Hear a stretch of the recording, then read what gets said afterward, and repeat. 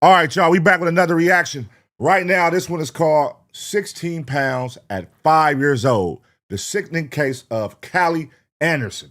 Let's react to it right now. Let's see what's going on, man. That shit sounds crazy. Ooh, I just cussed. Night, Dada. We love you.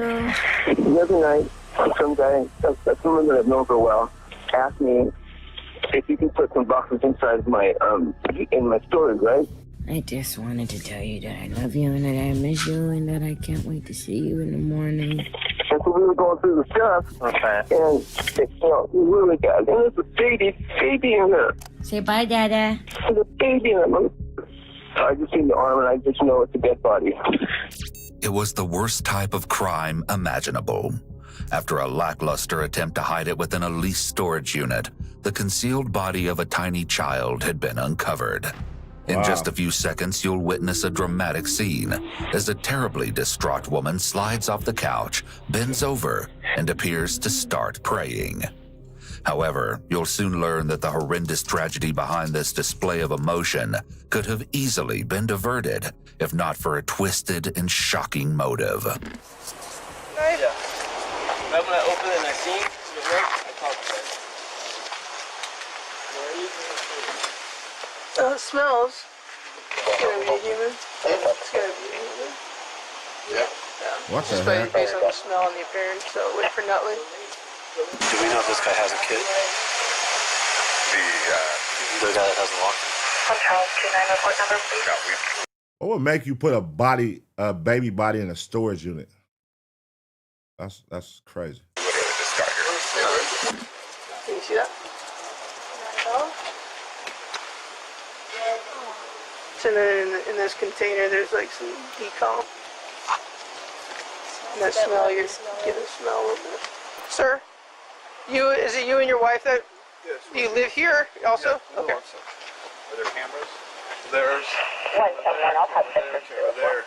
The responding officer is securing the area and awaiting the arrival of the sergeant so she can bring him up to speed. It's a baby. So we had the complainant detained.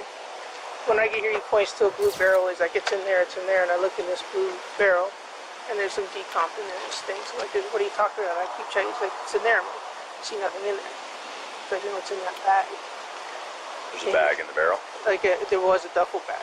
So he's like, I used that knife that's sitting on top of the box on his car to cut open that bag. And as soon as I saw the baby's arm, I backed away and called you guys.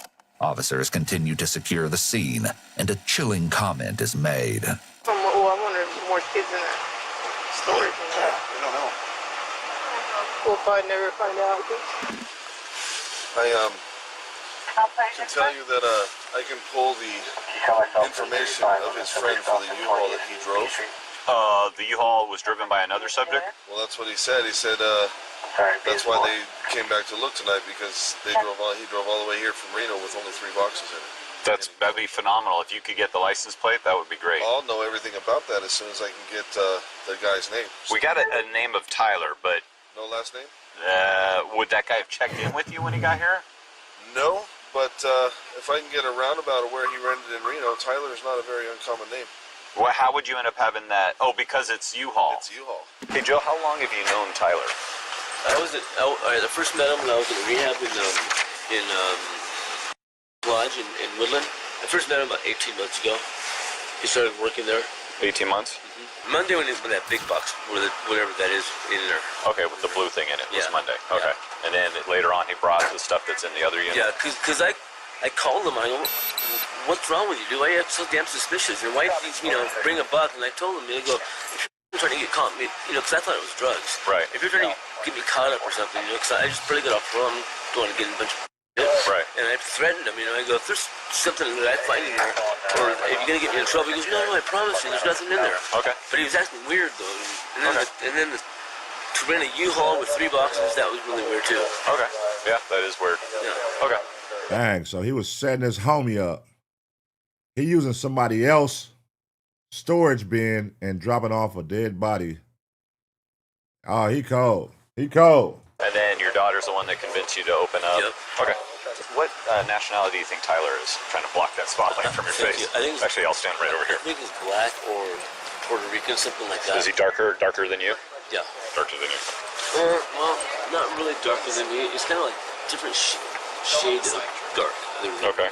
So he's probably about like my height, anyways, probably like 150. So he's slim and short. Okay. Do you know anything about him being married or anything like that? He's married to that girl. Well, he's married to somebody? Yeah, he's married to that girl. The girl came with him. Oh, there was a girl with him when he came yesterday? And kids. Oh, there was kids with him? Yeah. Oh, okay. And is she same look as him, maybe Puerto Rican? Definitely black. She's definitely black. But you don't have any idea what her name might be? Okay. How long does your camera store? Oh, we'll go way back. Can you look up something for me? Yeah. That's Joe at the gate. So is that the Yaris or is that it right there? That's the Yaris right there. Okay, but not the guy we're interested. How do I hit pause?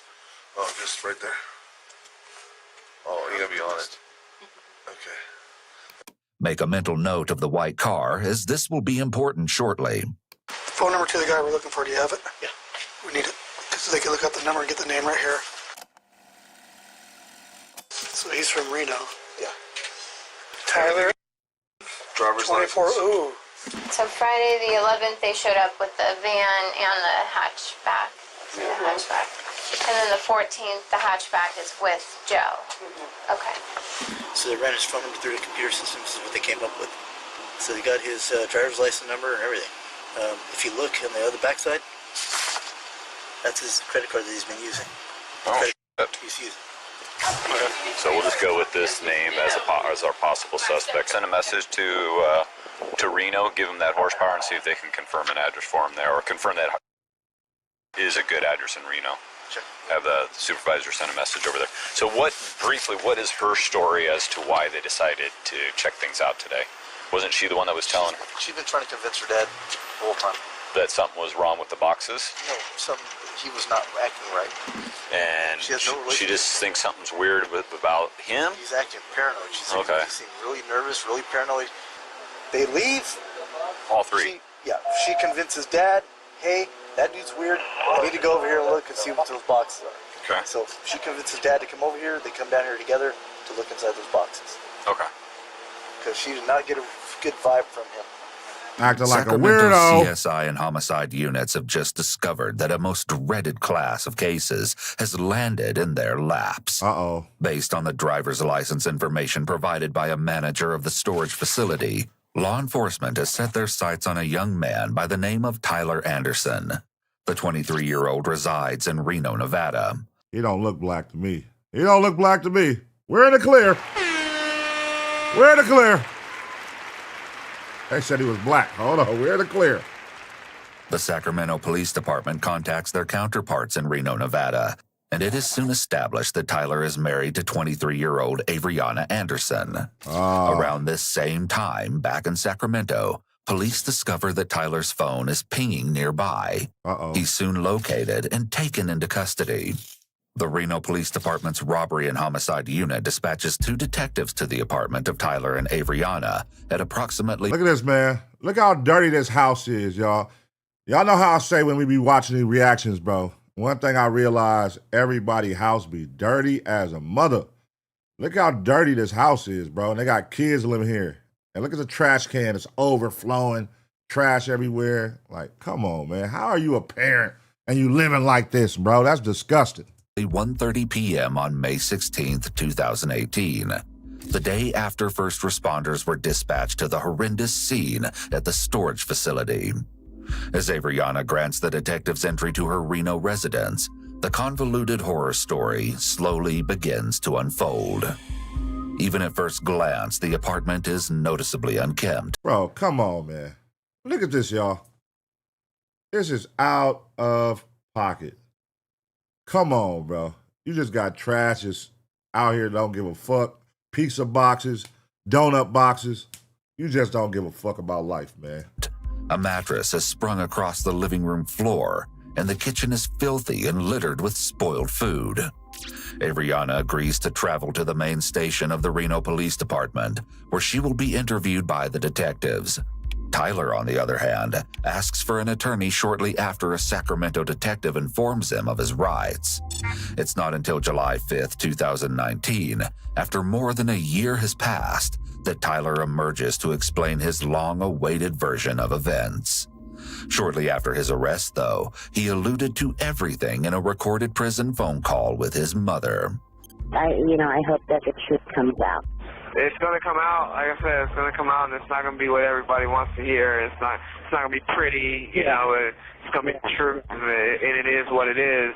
Until then, detectives will enter the interrogation room to speak with Avriana, and the process of untangling this tragic mystery that transformed a storage unit into a horrific crime scene will get underway. Avriana is situated in a room that doesn't appear to be typical for an interrogation. It should be decorated as minimally as possible, but it appears that Avriana was brought into a soft interrogation room that's usually reserved for victims of a crime or children. I feel good.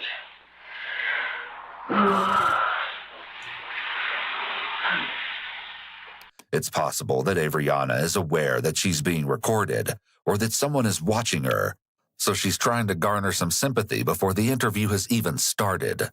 In any case, Avriana will soon reveal exactly why it is that she's not feeling well. And let's just say it's not due to some sort of stomach bug. Uh-oh. You all right? Okay. All right, let's get this started today. The detectives are seated directly in front of Avriana with no barrier, such as a table, between them. This will allow them to fully observe her body language. The detective wastes little. Hey, y'all think she a tweaker? Is she giving tweaker vibes just from what y'all can see in the first 30 seconds? Or do y'all think she's just a terrible mother? Do y'all think she a tweaker? They said it ain't from drugs. That's what they just said. So is she like just a finesser, a scammer? Like, what vibe are y'all getting from this lady on this couch in the first 30 seconds of her movements? And just looking at her. Prejudge her right now. I'm going to go on a limb and say, this bitch is a compulsive liar. She's going to lie about everything. And I don't know. I'm not getting a drug abuser, but she's definitely going to she's giving compulsive liar vibes based off her and her faking. She's definitely faking with that stomach. Time. After a bit of small talk and rapport building, he gets down to the reason for this meeting. Talked about earlier at your apartment is that Sacramento Police Department gave us a heads up that they're investigating what they believe to be a homicide or some sort of suspicious death, okay? So they've asked our help to kind of facilitate this whole thing. Okay. The detectives then thank Avriana for coming down to speak with them and express their appreciation, which they're trained to do under the Reed technique. This makes the suspect more likely to want to continue being seen as cooperative.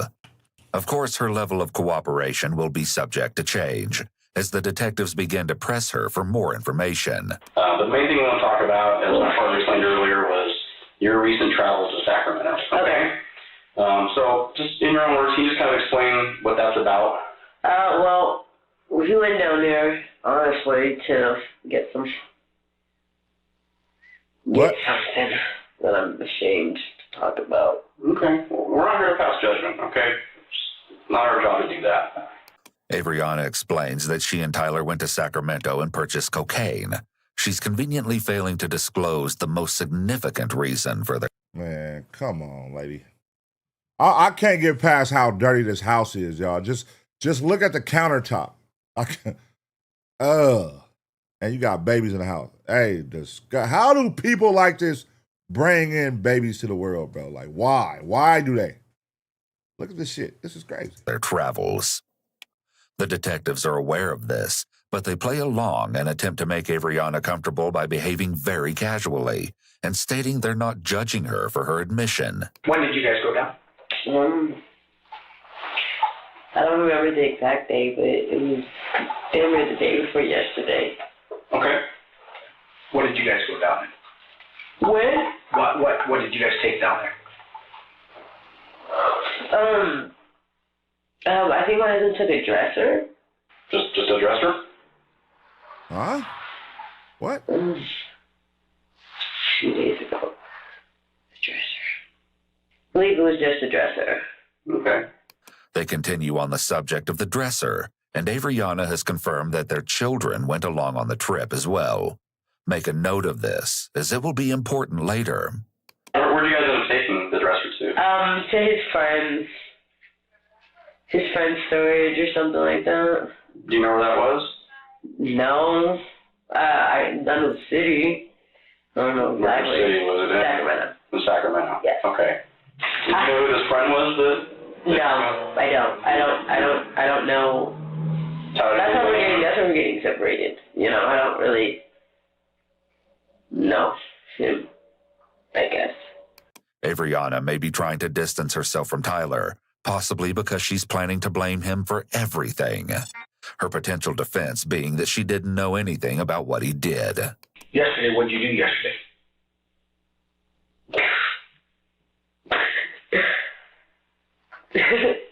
What? Coke.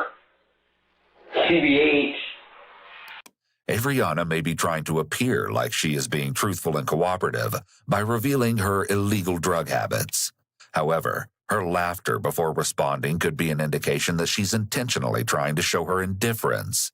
She's confident that revealing her drug use won't get her in any trouble, despite revealing this information to the two detectives sitting in front of her. Can you describe the guy, this friend of Tyler's? Mexican. Okay. Then a little older. A little older than Tyler? Yeah. Okay. And how'd that go? You're meeting him. Seem like a good guy? Yeah. Okay. Yeah. Then you guys, is it his storage unit that you guys are putting it in, or is it somebody else's? Or? Yeah, I think it was his. Okay. Yeah. Avriana then confirms that the reason for storing items in Sacramento is because Tyler's plan is to return there, where his family resides after their impending separation. Which kids went down with you? It was me and my boys. Okay. All right. Is it Tyson? Yes. Okay. Where was there last time? I don't know. Cali is mentioned here for the first time, while Avriana claims not to know where the little girl is. Oh my God. I don't know where your daughter is crazy. There's nothing else to talk about at this point. You don't know where your daughter is? You're going to say, I don't know? That's the best answer you could come up with as a parent and a... Me and my kids went down here. Okay. Me and my boys. Where's your daughter? I don't know. A baby? You don't know where the baby is at? You already done blew it. They own you now. They already own you. They was already on you, but now they really finna be on you. The disturbing truth about what exactly happened will be brought to light before this very interrogation comes to an end. Rest in peace to this beautiful baby girl, man, by the way. Rest in peace to her, man. Come on, look at that. Rest in peace to her, man. And so who is Cali's mother? Do you know who Cali's mother is? Yeah, I do. Okay. I do. Do you know her name? Yeah, I do. You want me to say it out loud? I would like to know. What's her name? Leonie. Leonie? Yes. How long has Tyler had custody? We've had custody of her since she's about 6 years. Okay. Yeah, because she's about to be 6. Oh. So since she was a baby. Yeah. Okay. She's all around TBH. Okay. She's all around. Oh, it's not her baby. It's not her. Oh. She's all around. Because that's the kind of person she is. Alright. She's all around. Drama. Yeah. Always drama. Avriana definitely makes no attempt to hide her disdain for Leonie, Cali's biological mother. Tyler is more forthcoming with regards to Leonie and how their daughter Cali came to be. It's July 5th, 2019, more than 13 months after his arrest and Avriana's account. I was with Leonie in Sacramento, staying with Brett when she got pregnant. Just a couple months later, Avriana came along and Leonie had already left the picture. I met Avriana in February of 2012. Started hanging out with her, right, spent my time with her. Found out that it was born in September. Told Avriana about it. She got upset, right? We got into this big fight. So I started using cocaine, and then... At this point, Tyler violated his probation that had resulted from past substance abuse. Then I went to the treatment program, New Foundations. So, staying with her mom. I wasn't there for her when she was born. Tyler says that his mother brought baby Cali to meet him for the first time. Despite this normally being a joyous occasion, Avriana was not happy about this, to say the least. You know, she wants us to spend time together. She and my mom were never, they never saw eye to eye. They never had a good relationship. So she was upset, and, you know, she was talking about me. So if you don't come back. This type of threat is a form of manipulation and is an obvious red flag for an unhealthy relationship. What the hell? Tyler tells the detective about another occasion where he spent time with Cali when he was granted a furlough for Christmas of 2012. This time, Avriana was livid. Yet upon his release in March of 2013, he moved into her apartment. Shortly thereafter, while Tyler was visiting Cali and his mother, Avriana attempted to take her life and landed herself in the hospital, according to Tyler. What is wrong with this girl? Okay, so the girl is crazy.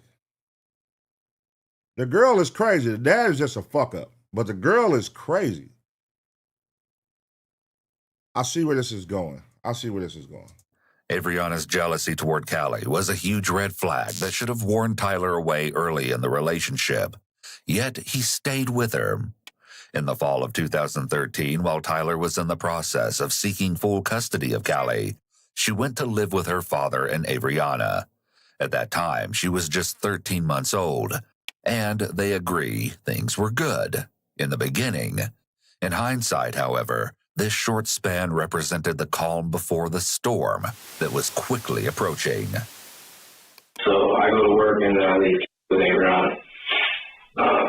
I would come home and they would be playing, you know, she would teach her how to read, she's teaching her how to walk, you know, she's showing her how to cook, vacuuming, right? That's a little vacuum, she's pushing it around. Avriana's showing a lot of love. You know, they had a good relationship, you know, in the beginning. We got her, and she was just a baby, and I just remember looking at her, and I'm like, oh my God, you're so cute.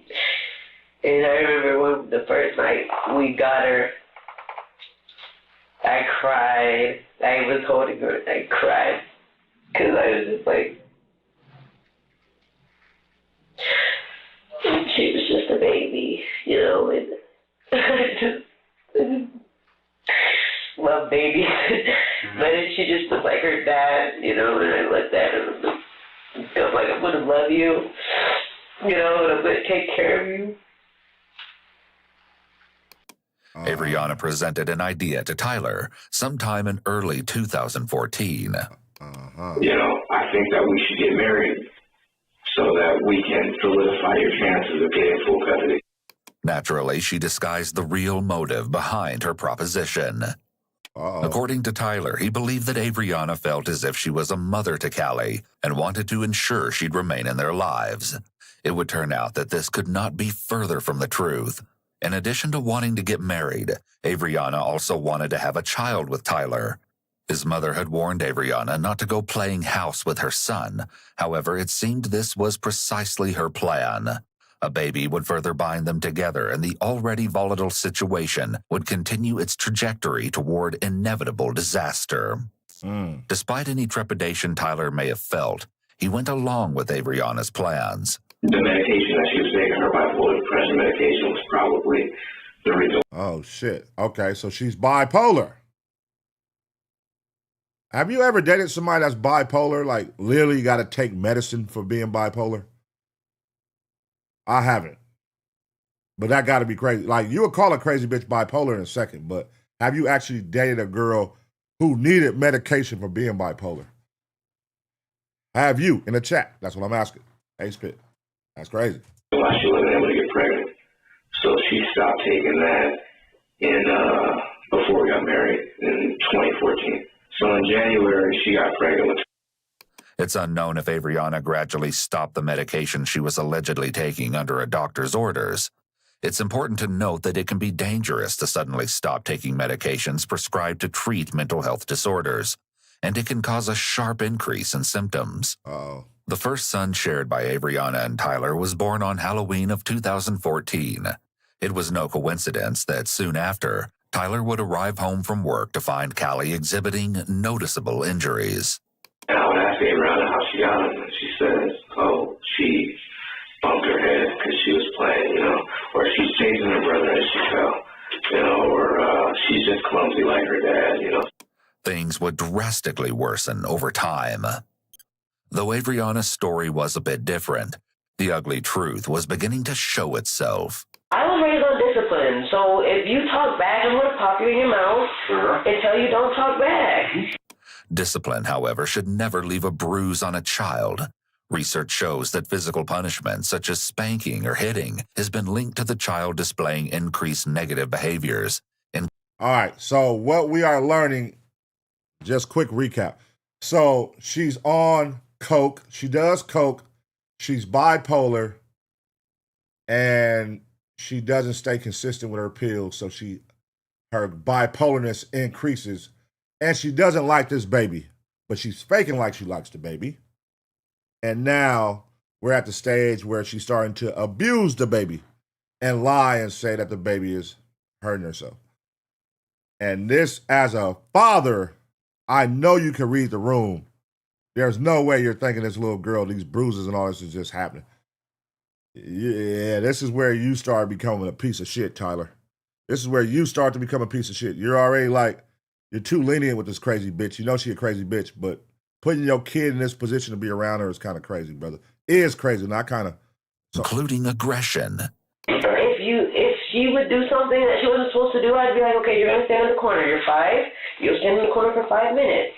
Type stuff, like how I was raised. That's what, that's how I was raised. So I only go off how I was raised. Avriana is clearly agitated. Her demeanor is confrontational and defensive. She's showing clear signs of discomfort. She's rubbing her arms, which is a self-soothing movement used by individuals who are beginning to experience increased anxiety. Tyler places blame for the abuse on Avriana as the primary caregiver. However, as her parent, he is legally and morally obligated to protect his child and remove her from an abusive environment. Tyler wasn't the only one who took note of Cali's injuries. His Aunt Maylene eventually contacted CPS. She claimed to have observed firsthand the physical abuse and neglect imposed on the little girl who was only 3 years old at the time. Damn. This particular chain of events started in April of 2015, when Tyler returned home from a day of attending college classes to find something quite unnerving. Left hand, it was Saran wrap. It had olive oil and Vaseline on it. It was a terrible sight. Cali's tiny hand had been badly burned. Oh, come on, man. Come on, man. Come on, man. Come on, Tyler. What's going on here, bro? As a man, what the fuck are you doing, bro? You got your baby hand getting burned by this crazy bitch that you are seeing signs of crazy and abusing your child. And it seems like he's trying to do the right thing. He's going to college. It doesn't seem like he's the problem at this point. It seems like he's a goofy, yes. He's a goofy, and she got him scared or wrapped around her finger.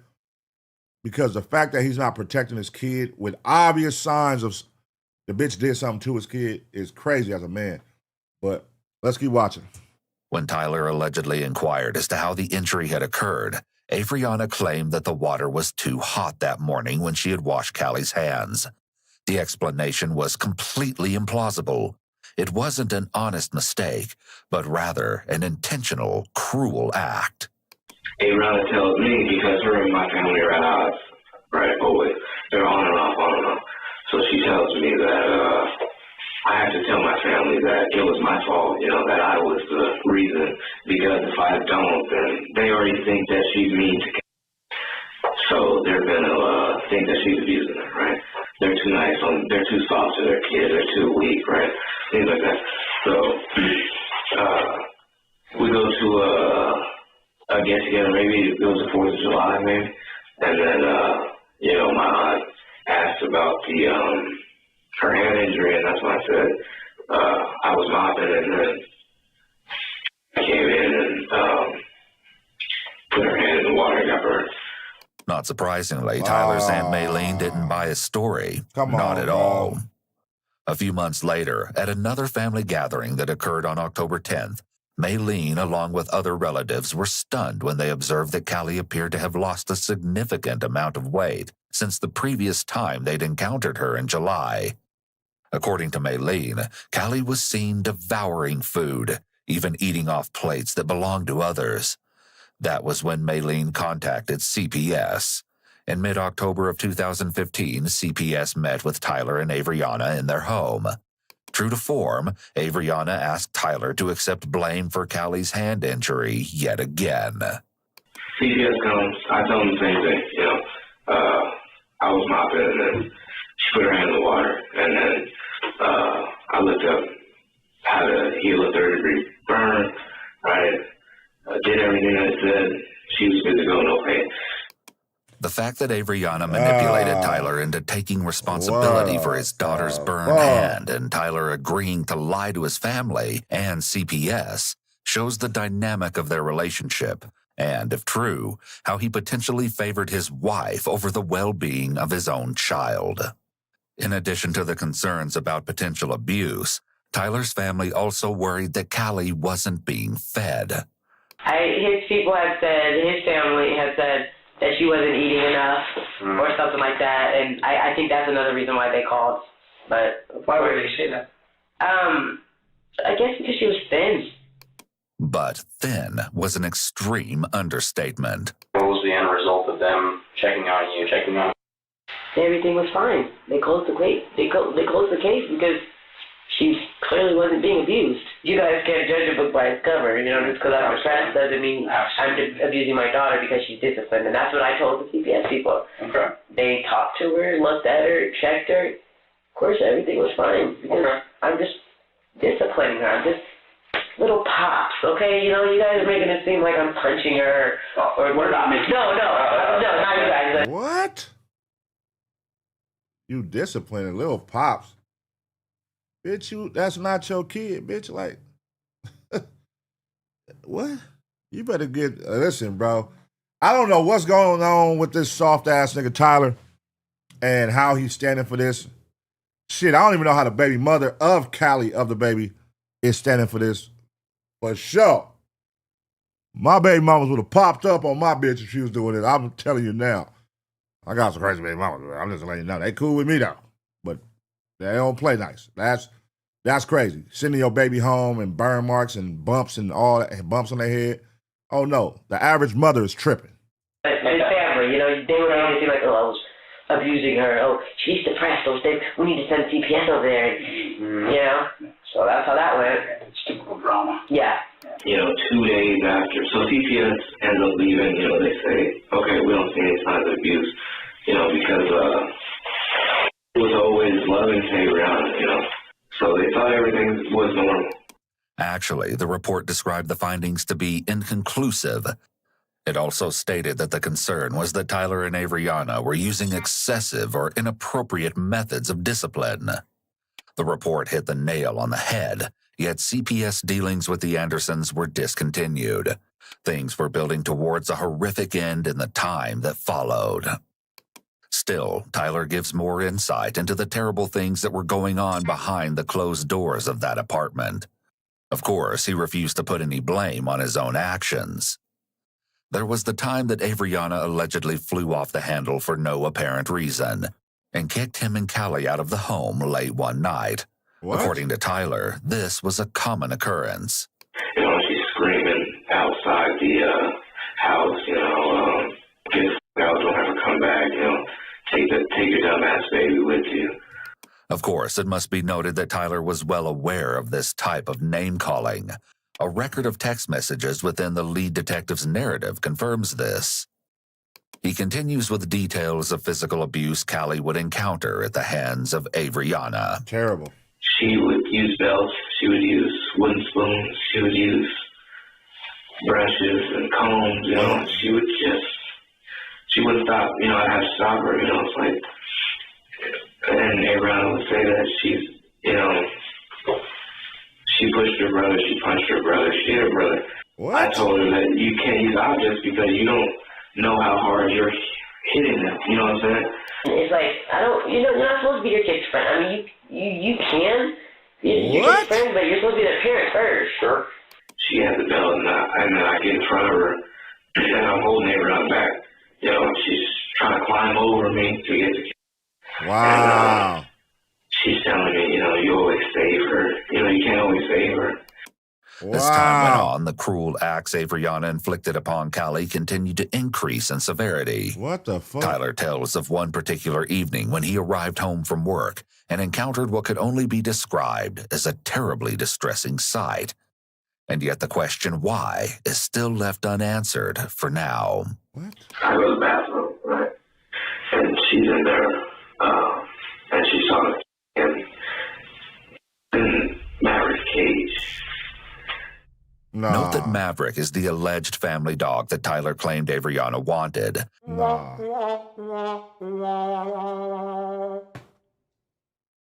No fucking way, bro. What is going on with this nigga, bro? This nigga is pissing me the fuck off. This Tyler nigga is pissing me the fuck off, dog. I've never seen a weaker display of a father. Like, nigga, you are literally coming home to your daughter being abused. Beautiful baby girl.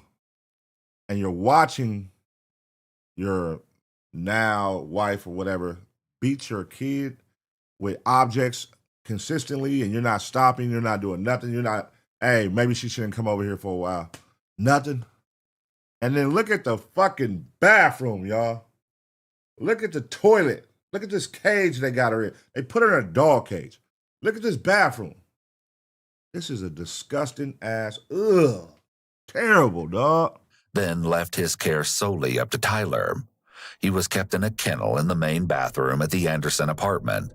Apparently, this was the alternative to imposing other physical abuse on Cali, since Tyler had allegedly told Avriana not to use her hands or objects as punishment toward Cali. What? And the first thing I do is get her out of the cage, what is she doing? She's not crying. She's not crying, and she's not hurt, she's not bruised, right? What the hell is she doing in this cage, Avriana said that, she pushed her brother. Tyler appears to be hiding his eyes, which could be an indication of deception.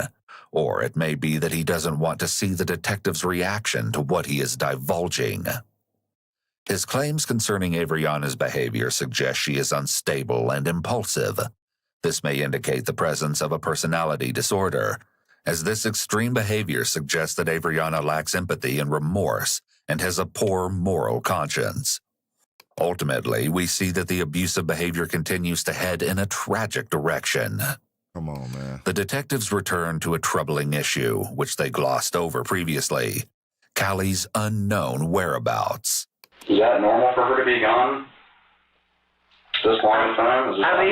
I sort of, because she would stay with his mom, and stuff like that. Contrary to Avriana's claim, it's known that Cali never stays with Tyler's family. Things are beginning to become problematic for Avriana. They shift to Tyler and his involvement, or lack thereof, in the household, as he has been working 2 jobs. What were those normal working hours usually? 10 to 9, 10 to 8, 10 to 7. Okay. Stuff like that. The fact that Tyler is away from the home for so many hours of the day casts doubt on Avriana's claims that he was the primary caretaker of his daughter. Things just aren't adding up.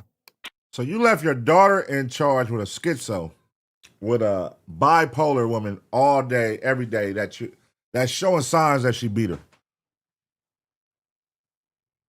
So at this point, you can't sit here and have any sympathy for the dad, because, nigga, you know what's going on, nigga.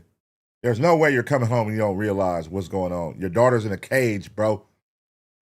Your daughter's being hit with weapons and spoons and belts and all this. That means you are allowing that. You're accepting that. So you're just as guilty as her at this point, my boy. When did you actually last talk to Tyler? Today. Well, So it was 1. Avriana called Tyler around 1 earlier that afternoon. She'd just woken up. It just so happens that she was sleeping off her most recent round of cocaine. And you asked him where he was at that time? No. No? No. Just didn't care? Or? I mean, I was half asleep, TBH, so I was like, I really just wanted to go back to sleep. Did Tyler ever tell you when he was supposed to come back home? I don't know that. I feel like that probably he could have been going to get her. Okay. Did you see where he was going to get her from? No. No. But detectives know that was definitely not the case. As they seem to have hit a wall, they light a little fire under Avriana. Here we go. Just got more. We got a phone call and we got some information, more information. You're talking to Tyler, okay? Your daughter, she wasn't at somebody else's house. She was at your apartment this entire last week and this entire time. Since you guys have moved here, okay? Yeah. So she's living with you guys, right? It's the 5 of you. All right, it's about to get good, y'all. I can feel it. It's about to get good. Y'all know how these interrogations go. They're going to let you get your issue off. They're going to play friendly with you. They're going to act like they're your friend. They're going to see if you're going to come clean and tell the truth. Now, when you start playing with them, and they done reached that ceiling where they're like, all right, now this bitch think we dumb. Now we finna start turning the tide on our ass. So now that's what's finna happen, y'all. Now they finna hit her, and this bitch is finna snap. She bipolar. She finna snap for sure. I'm calling it. I think she gonna snap. But she doesn't seem fazed. Despite their questions, the detectives already know the child is deceased. What they don't yet know, however, is what caused her death and to what extent Avriana was involved. They also need to determine the disturbing motive behind the death. They quickly touch on another important element to the case they are methodically building. Has she been sick at all recently? No, not that I know of. Didn't go to the doctor's office to get looked at for anything? No. Has she at all recently? No. But she's 5 years old, though. Yeah. When's the last time she went to any kind of a physical or any kind of doctor?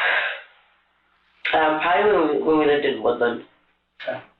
Of course, Avriana has another excuse as to why everything has deteriorated. She adds an interesting detail to her account of recent events. I've been absent lately. You've been absent? How do you say that? What do you mean by saying that? Mentally. Like, my mind just hasn't been there. Okay. You know, like... What's going on in your mind? Just been going through a lot of stuff. Okay. I just feel like I don't have anybody to talk to. All right. Well, we're here to listen to you right now. That's why I wanted the coke. Okay. It's possible that Avriana's admission is her way of trying to deflect responsibility or explain her neglect of their sons in Cali. The detective leans in toward Avriana now and has his elbows on his knees. This is done to show that he is engaged and he wants to try to get her to mirror this open demeanor. Often suspects will assume this position when they confess. Avriana fails to confess, but she does explain more about cocaine's recent role in their lives. My relationship has been you know, and that's what we used to do back in the day, you know, with each other. We used to do that, and I felt connected to him. Doing that makes me feel connected to my husband. Do you and Tyler do cocaine quite a bit lately? That we have been. Okay. So what usually happens after you guys do that kind of stuff? We talk. I know it sounds crazy, but we talk. What do y'all talk about? She makes a powerful statement when she reveals the dire condition of their relationship. Look at this nigga. Look at this nigga hat, dog.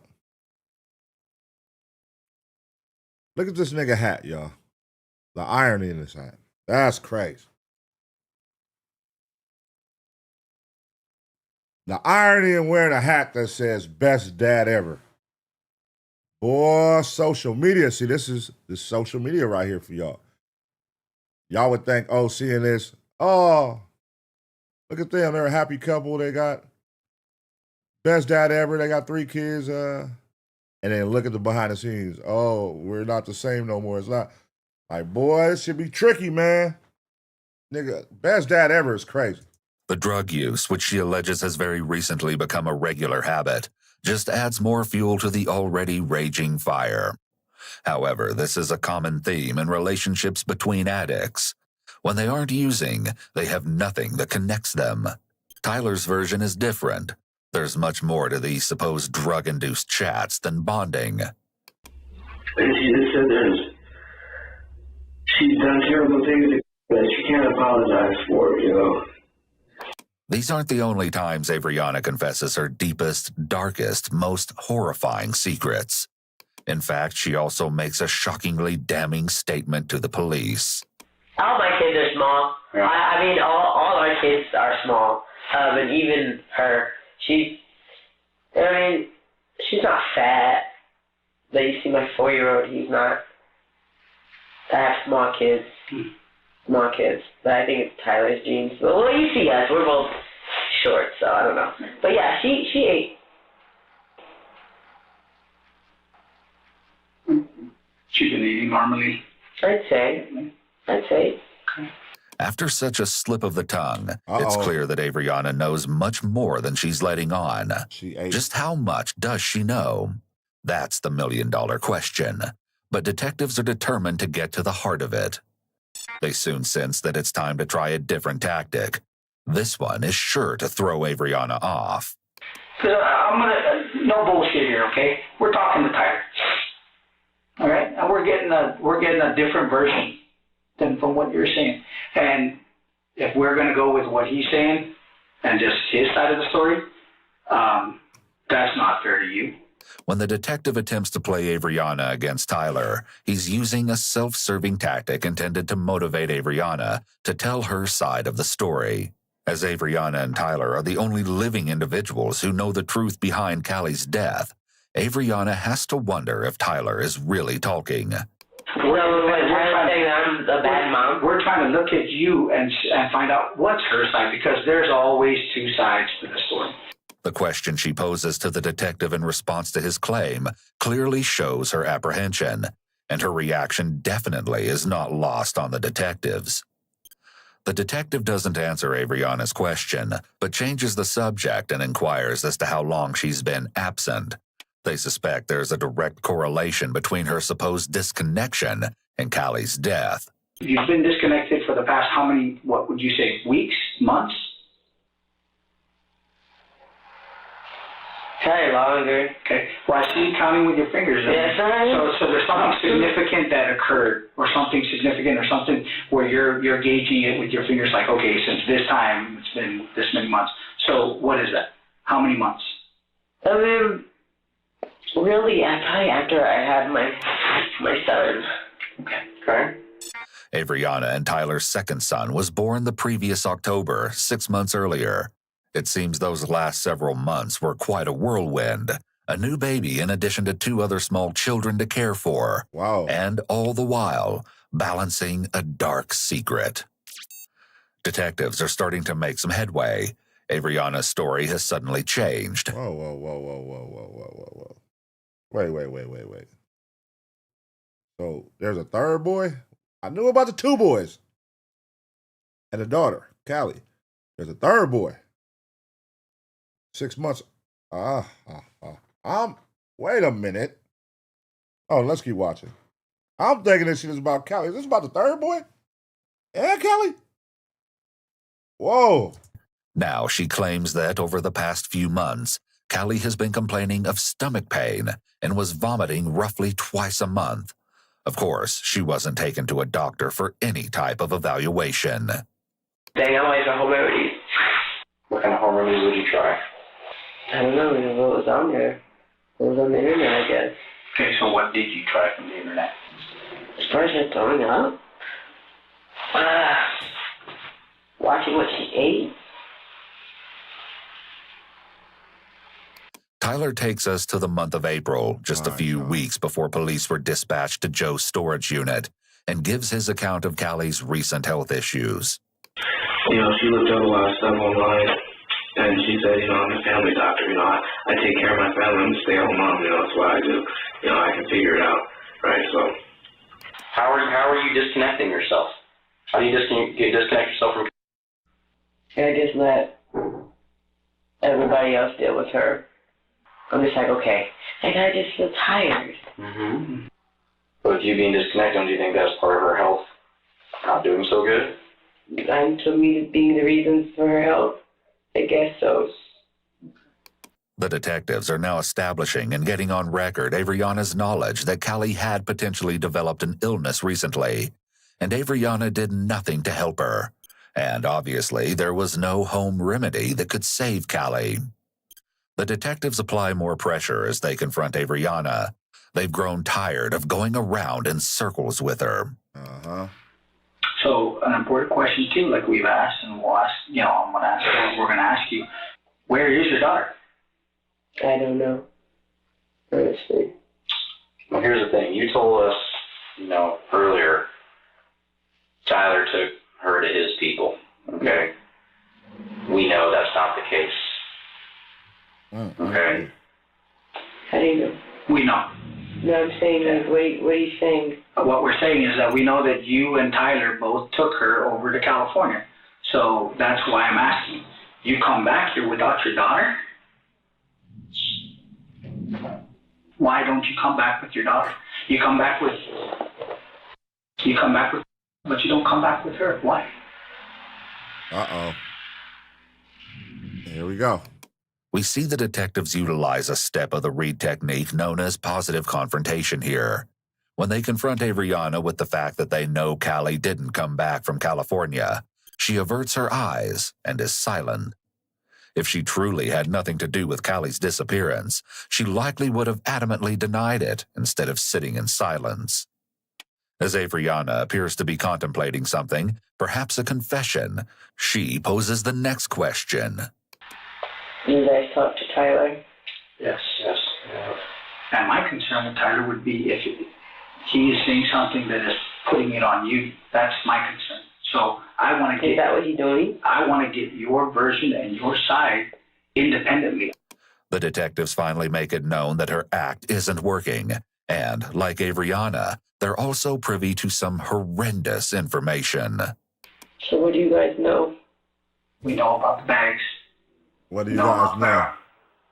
We know about the storage unit. We know about the storage unit. All right, here we go. They cracking down now. Now, bitch, this is when she finna confess. Do y'all think she's gonna take guilt, or is she gonna put it on Tyler? That is the question. Is she gonna take 100% guilt for this, or is it gonna be me and Tyler, or is it gonna be Tyler? What do y'all think? Know about your trip. Okay. There's no going back at this point. Here we it's are. Out in the open now. So how did it happen? What happened? Here we go. I don't know what happened. But I tried. That day or that night, what did he say happened? What did he tell you? That's crazy.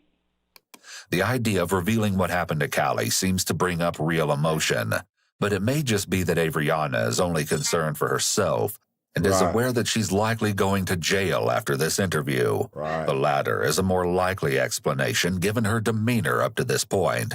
It's also likely that she's thinking of her two biological children, as she knows she's at risk of not being able to see them again. Whatever the explanation may be, we'll finally hear two accounts of the recent events surrounding the death of little Cali.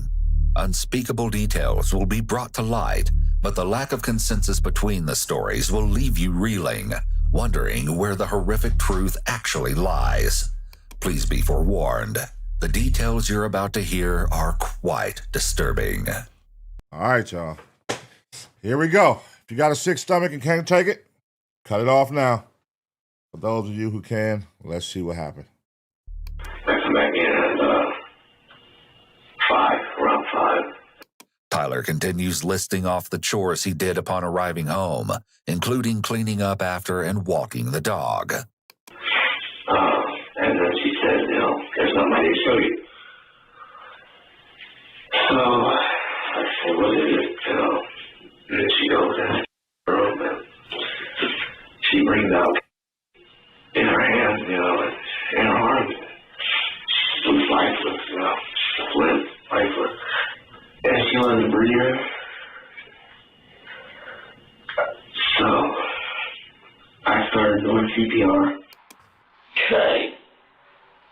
Like what? Trying to help. How did you try to help her? CPR.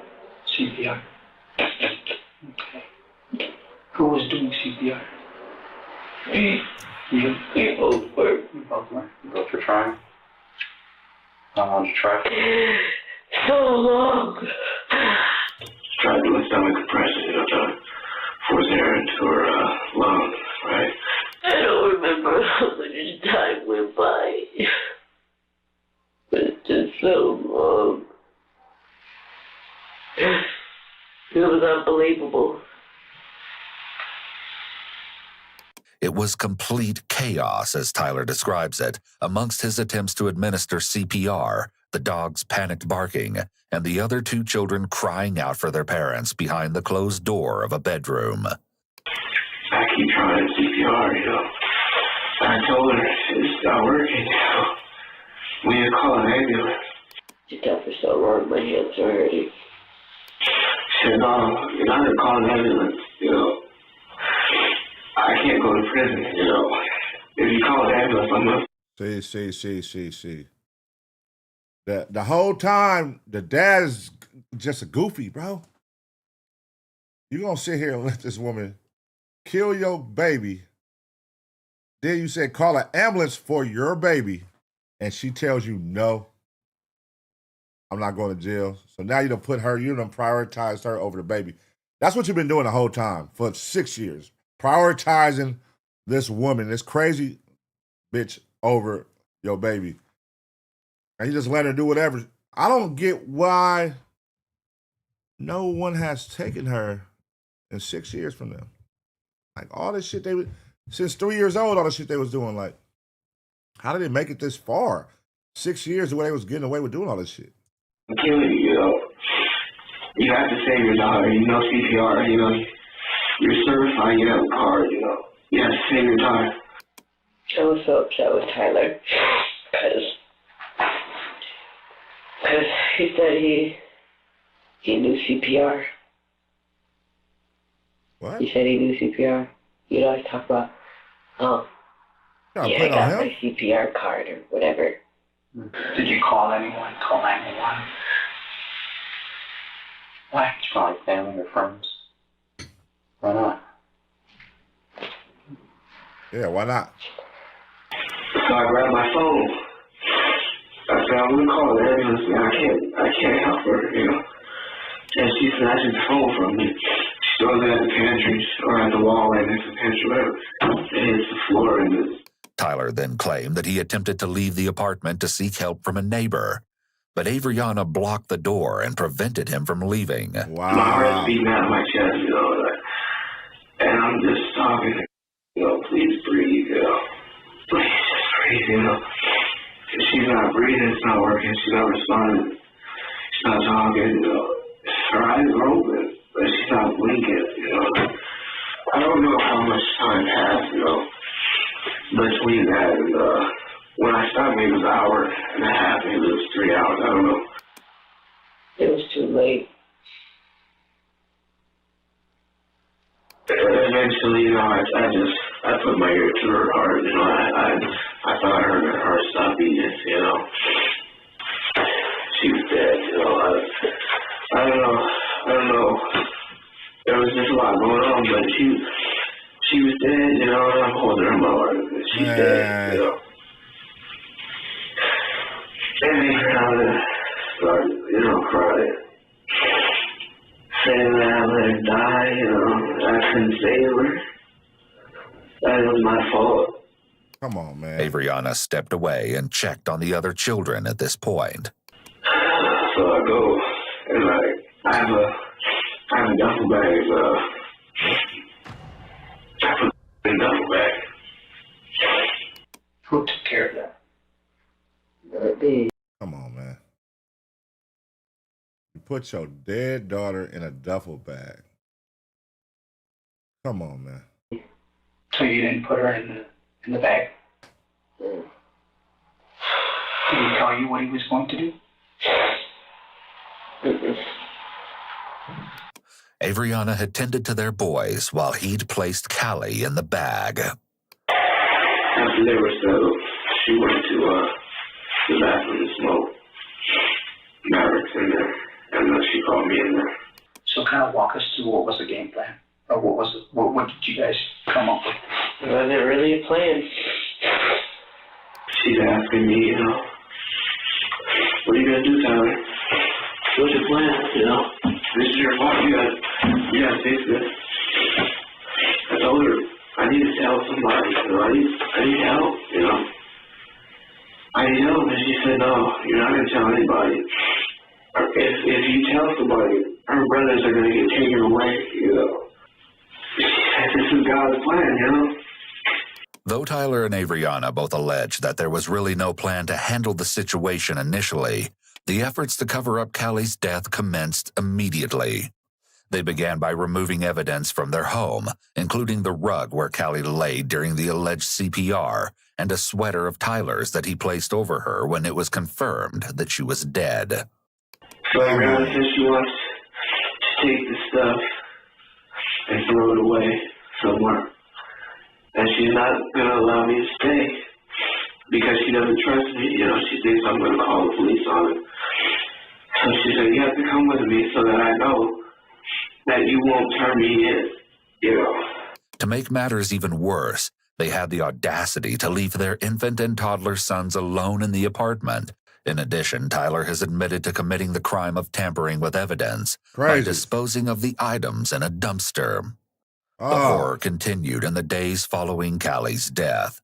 Tyler asserts that the day after Cali died, Avriana had devised a plan to cover it all up.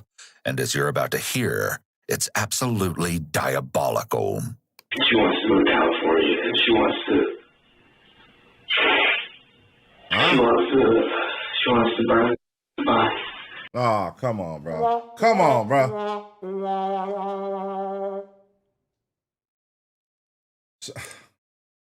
Come on, bro. God. What the fuck is wrong with this nigga right here, bro?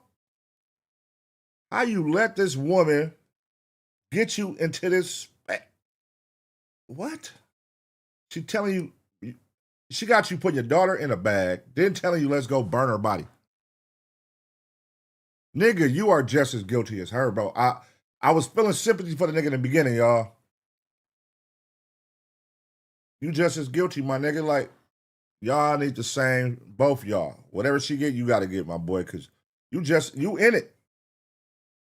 At any given point, you can say no, bro. Hey, let's go burn. No. Hey, nigga, whatever. It shouldn't even be to this point where she's dead, y'all having this conversation. For one. As soon as a bitch burnt my daughter's hand, it would have been an issue from that point on.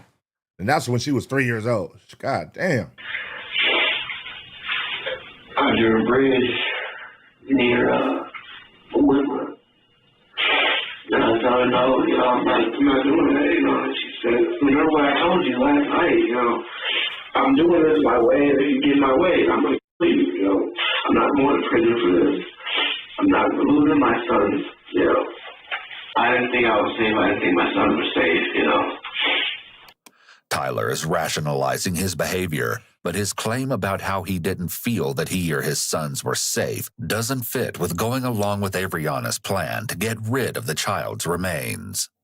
If you found that plan disturbing, you'll be appalled at Avriana's ideas that came next. And then she said, matter of fact, I should just put the bag in the Sacramento River, you know, leave it on the train track, you know. Then she said no, because even if she gets ran over by a train, they can still identify her, you know. Oh, what? So she said, no, I'm just going to burn her body, you know. What? The thought that Avriana allegedly concocted such barbaric ways to dispose of Cali's body is beyond comprehension. She even devised a morbid plan to ensure Tyler wouldn't abandon her or turn her in during the interim between Cali's death and her body being left at the storage unit. I dropped him at the house. I tried to take the duffel bag back inside, and she said, no, you're not putting that in my house, you know. You're going to keep that with you, you know, so that if you try anything, I'm going to be able to call the police and tell them that you have a body in your trunk. Back in the trunk. in the duffel bag. Is that you keep a body and you go to work? She tells me that's her. I'm guessing that's her version of having leverage on you, right, but not call the police. You know, you got a complete and ample opportunity to do so. Is that correct? That's correct. Okay. Well, she stays at home and is keeping her kids hostage. Is that how you're looking at it? Wow. Right. Wow. Callie's body remained in Tyler's vehicle for more than 2 weeks. Wow. Apparently, Avriana had poured carpet deodorizer over the receptacles that held her tiny body. Oh. She tell you why she did that? So that it wouldn't smell. Okay. Did that work? What? No. The sickening situation was taking its toll on Tyler. At least, that's his claim. She saw Avriana, you're going to resign? Yeah, and she said, no, you're not. You're going to get a bin so that you can get accident, so that I can put body in accident. Whoa. Tyler followed through and got the bin. He explains what came next. All this animosity, just trying to relax, just trying to buy time. And what did you come up with?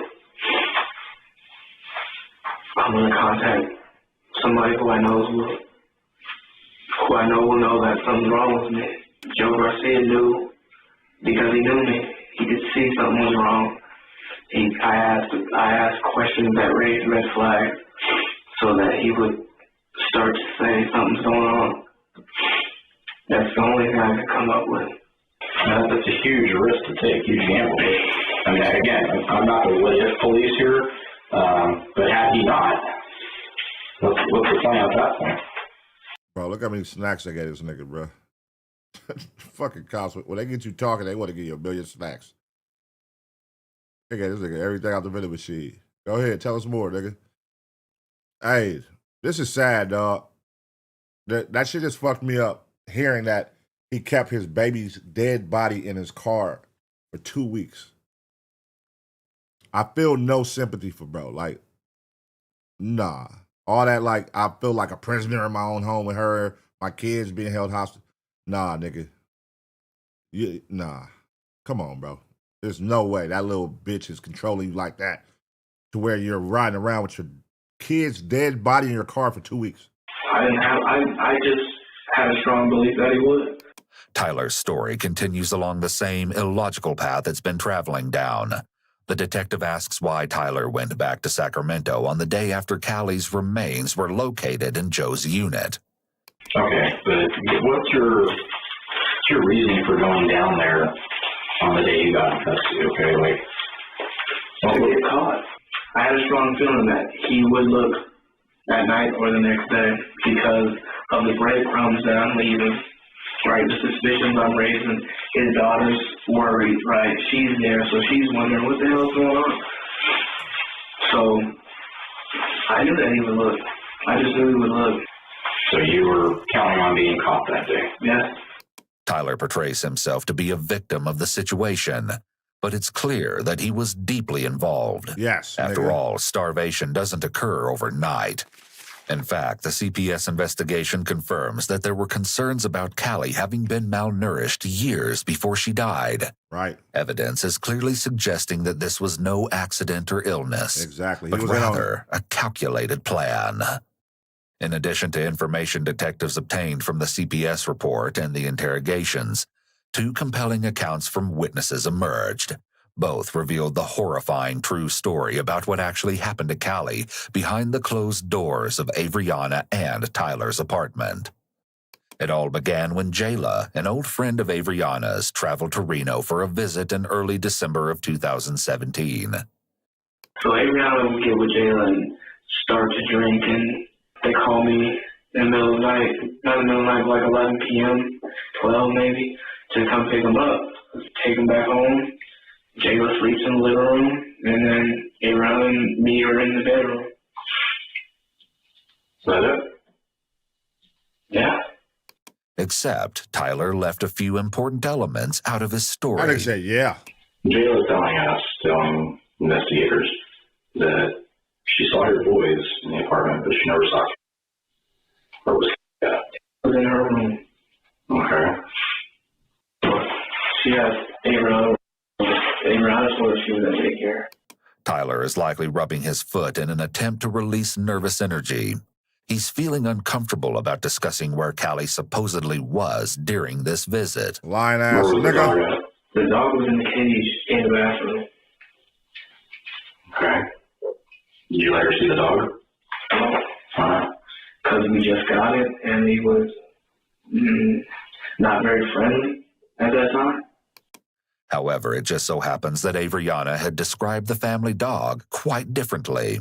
Did you give it the kids? Oh, yeah. Maverick? Not a vicious dog? No, he's not vicious. Not at all. Not at all. Sweetest little boy. He's so sweet, but he gets on my nerves. Gosh. Tyler's claims that they kept their dog caged within the bathroom and that it was never seen or heard by a house guest isn't plausible. The detective digs deeper into the issue of Cali's whereabouts during Jayla's visit. At the time that you were at the apartment, Tyler, did you ever leave her room? I was sleeping. At all hours of the day? When I was there. But Jayla stayed the night, right? See? He's in on it, y'all. Up until this point, he's been playing victim. But now you are seeing an actual moment where the girl was gone to the bar or wherever, and he's at home now with the kids, and he's doing the same thing. He got the kid at home in the cage. So, nigga, you tried to run a 22 fake on us right now this whole time. You're in on it just as much as she is, bro. You've been playing victim. The shit's coming out the bag now. It's not working. This was both of y'all playing, nigga. Y'all some sick motherfuckers, bro. Terrible. Yeah, she left in the morning. Okay. It was roughly 1 month after Cali's body was found that Jayla spoke with the detective. Her story was chilling. Jayla stayed at the apartment for only one night, but it was more than ample time to observe that things were terribly wrong.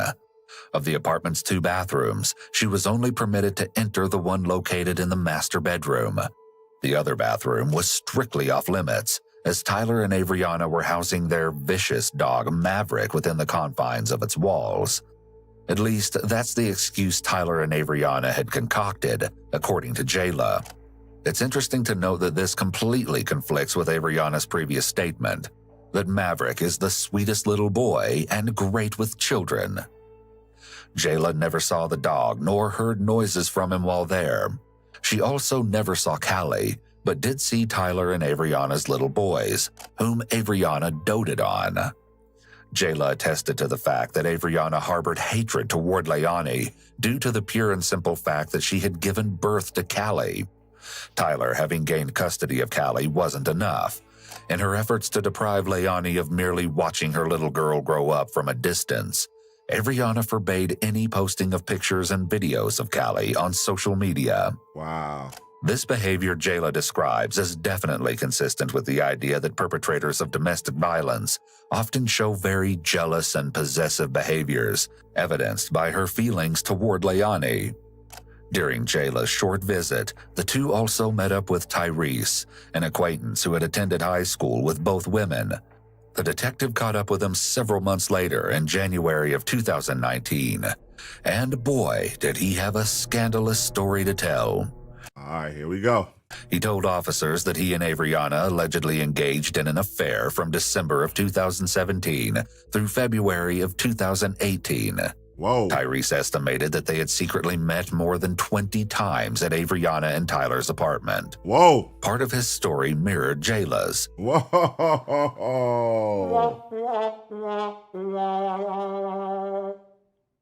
So she over here cheating on a stupid ass nigga. Not only is she like treating his kid like shit, his daughter like shit, she over here cheating on this nigga inside their house. Damn. He too was forbidden from entering the main bathroom. Avriana's excuse at this time was that it was dirty and messy. Unlike many of her other statements, this particular one held some truth, based on the condition of the apartment when the detectives arrived to speak with Avriana. Tyrese stated that he witnessed the 2 little boys in the apartment during his visits. However, he never saw so much as a trace of Cali. According to Avriana, she was at Grandma's house. Of course, we know this to be a lie. Evidently, Tyrese had been following the media's reporting on the case. At one point during his interview, Tyrese broke down stating, She did that. That is so wrong. The did that for so long.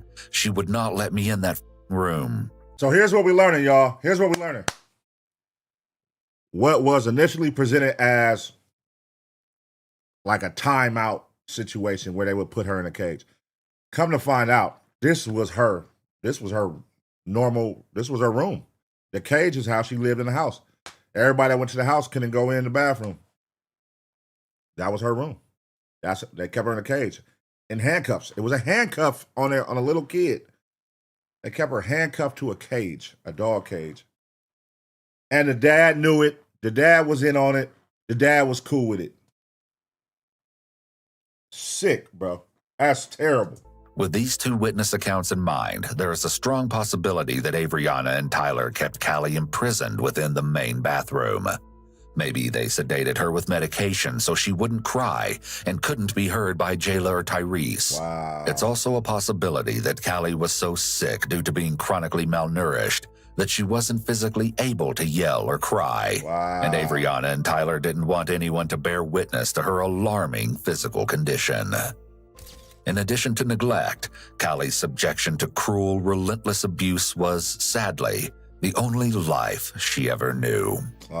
Shortly after Cali's death, Tyler reveals that he and Avriana used cocaine, during which he alleged Avriana revealed her deepest and darkest secrets and the truth about Cali's death.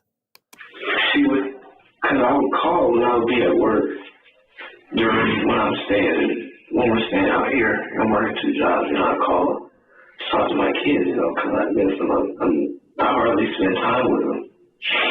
And she said that she would leave in her room, and when I called, she would go in there and she'd give Callie the phone, and I'd be on speakerphone, and she'd be telling her what to say to me, that she's playing with her brother, and that she's eating, that she's watching TV.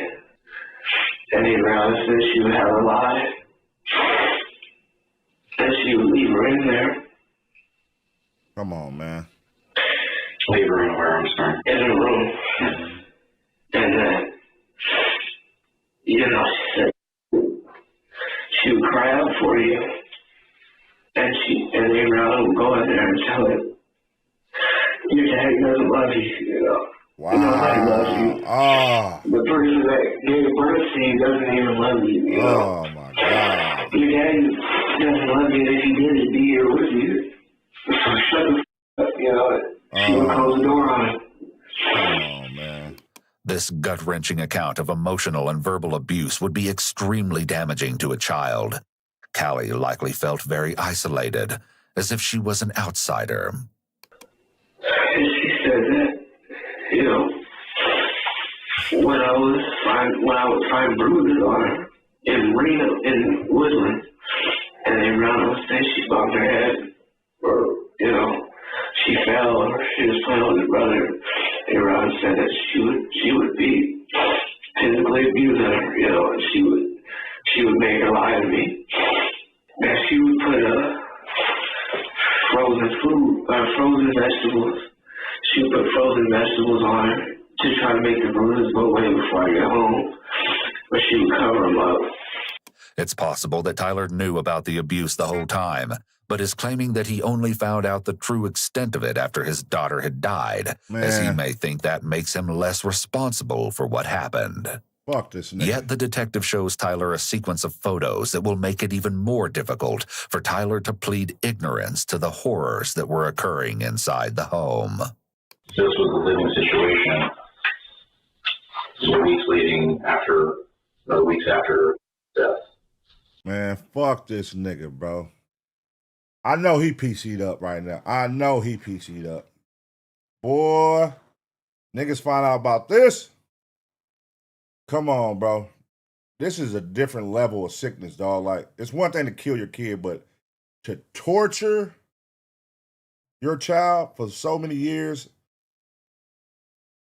to torture a kid is great. Like, to torture your own kid at that, a kid, period, but your own kid,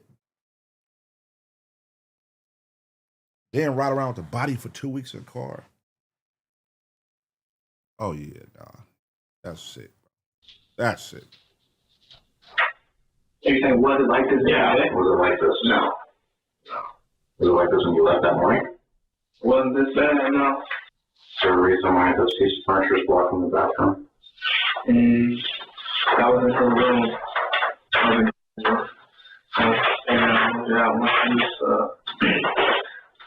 She was cleaning everything out. So, there's all kinds of empty cleaning product bottles in the bathroom across from him. Look how dirty this house is, dog. This is used to kind of that's to clean up my dog's messes. All that bleach and cleaning shield, that's for the dog? Yeah. Okay. The reason why there's all this food and for the dog. The donuts were for the dog? Yeah. Pizza for the dog? Yeah. I ran out of dog food. Give me time. Bro, come on, man. So not only are y'all torturing the dog. Y'all got this nigga eating days old pizza. It's just thrown on the floor. And he just supposed to walk up and eat it. Like, y'all all the way out of pocket. You out of pocket as a fucking father and a dog owner, bro. Like, y'all all the way out of pocket. Was in his bathroom and that food given to her? No. In that fashion? Not that I know of, no. Not that you know of? No. There are photos of Callie's clothing and few belongings that have been left in the bathtub. Can you tell me about this? I don't really understand. She put it in there to leave her storage? I don't know. I mean, were you going in you said you take care of the dog every day, right? Right. You go in this bathroom where the dog crate is, and the dog is in the crate every day, correct? Mm-hmm. And when you go in the bathroom, are you seeing belongings in there? Yeah. You do? Not all of the stuff, but yeah. Clearly, it's very possible that the crate and food in the bathroom were for Callie and not the dog, who seems to be the scapegoat for some of the compelling evidence. Even the existence of a dog still isn't entirely clear. Yeah, where's the dog? The detective asks Tyler the direct question he's been building up to. Where the hell is the dog? Do you think deep down she hated her? Do you think that she had some sort of animosity with her even after all these years? She always said I'm supposed to have your first child, and I can never see myself being with a man who has a baby, and I'm not a stepmother and things like that. She would make those statements to you that she's not a stepmother and your guys' baby should have been the first instead of... No. Okay. And with that, the motive behind this whole catastrophe is finally confirmed. And it's consistent with information Jayla also provided.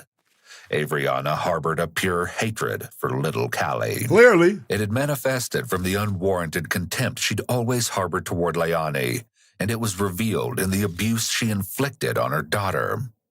As the interview is nearing a close, the detective confronts Tyler on what was arguably the most disturbing aspect of Callie's condition when her body was discovered.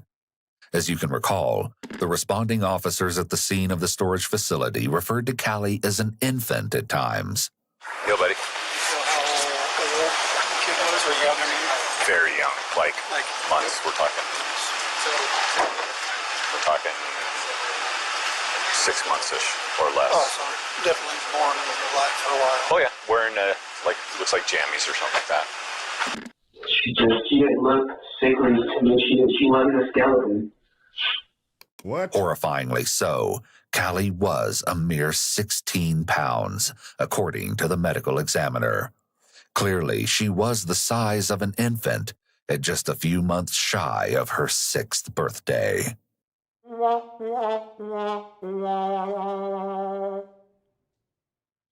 Come on, bro. He gonna say he didn't see nothing wrong. She's 6 years old, bruh. 16 pounds, my nigga. At 6 years old. Fuck this nigga. Give this nigga an electric chair, man. Give him and the bitch the electric chair. Fuck both of them. Electric chair for both them motherfuckers. Tomorrow. That's when it needs to happen. She died an excruciating death of starvation that was a long, drawn-out process. It's likely the misery spanned 3 agonizing years. With this revelation, Avriana's interview isn't ending in the way she'd hoped, as you'll see. Where's the family at? Here's the deal.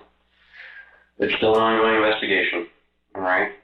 We as detectives have to do our due diligence for the sake of this entire case and for the sake of, okay? There's still some things that we need to wait on for the autopsy and things of that nature. But at this moment in time, right now, we're going to go ahead and book you at our county jail, okay? For child neglect. For child neglect, okay? That's going to be your charge. All right?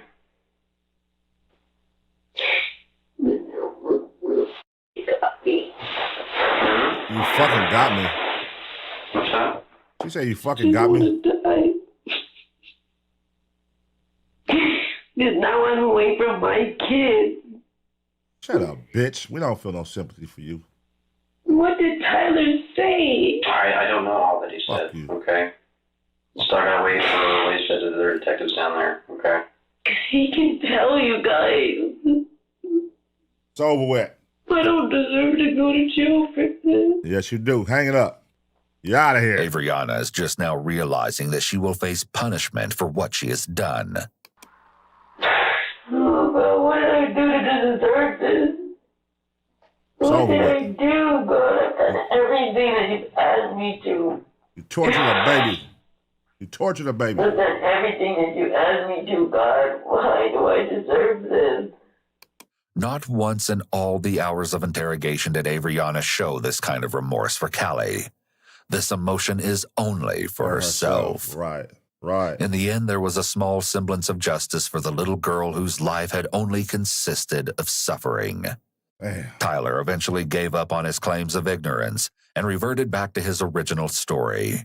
He pleaded guilty to second-degree murder and was sentenced to life with the possibility of parole after 10 years. Avriana Enoch, formerly Anderson, prior to the couple's divorce in August of 2019, had a different outcome. She stood trial in late July of 2021 after a judge rejected her proposed plea agreement. On August 5th, she was convicted of first-degree murder and was sentenced to life in prison with the possibility of parole after 20 years. Fuck that bitch. That's terrible. Shit. That's probably the most sickening reaction I've done watched out of all the reactions we done did, as far as when it comes to like parenting. Like, come on, man. Y'all tortured a baby. My question is, where is the family members that was concerned? They said it was a family member at a family event, his auntie, that was concerned. Why did she not keep checking and figuring out where this baby is at? Now, I think that was like 3 years old when she asked, like, she noticed she was skinny. The family noticed. And y'all let it go on for 3 more years. None of the family were like, hey, where the baby at? Where the baby? Where the baby? Where the baby? Push the line on that. You know what I mean? Not that it is their responsibility, but it is their responsibility. You get what I'm saying? It is. It's like you see what's going on. You're not dumb. You got to know that the bitch is crazy. You got to know that this new girlfriend or wife of his is crazy. You got to recognize that she's probably showing favoritism to her boys and not to the kid that's not hers that she calls her daughter. And it's like, come on, the signs was there. And the father, he's a piece of shit. You're a piece of shit. You're realizing what's going on. You're allowing this. You know that the girl is in that room, is blocked off. When friends come over, they can't go in that bathroom, and you're telling them the same story as her for a reason, because that's the girl's room. That's your daughter's room. And then for you to try to give CPR, and while you're giving CPR, she goes in the bathroom to smoke crack, to smoke or whatever. And y'all come out and say, let's go burn her body, and you put her in a bag and put her in your car for 2 weeks. Like, my nigga, what the fuck, dog? You niggas is disgusting, bro. This is probably the most terrible shit I ever watched on this motherfucker as far as parenting. Again, like, that's sick, dog. Was definitely making my stomach turn, like, ugh, disgust, man. Like, terrible, man. Let me know what y'all think in the comment section. Right now, smash the like, man. This is ABP Reactions live edition right here on the ABP Network Clips channel, man. So this is live. This will live right here. Make sure y'all smash the like button. I need everybody to smash the like. Go to the comment section right now. Let me know what y'all think about this case, what y'all think about the father, what y'all think about the mother, what y'all think about the family. Let me know in the comment section, man. Flood that shit. Go crazy right now, man. Go crazy, go crazy, go crazy. And as always, get ready for the next reaction.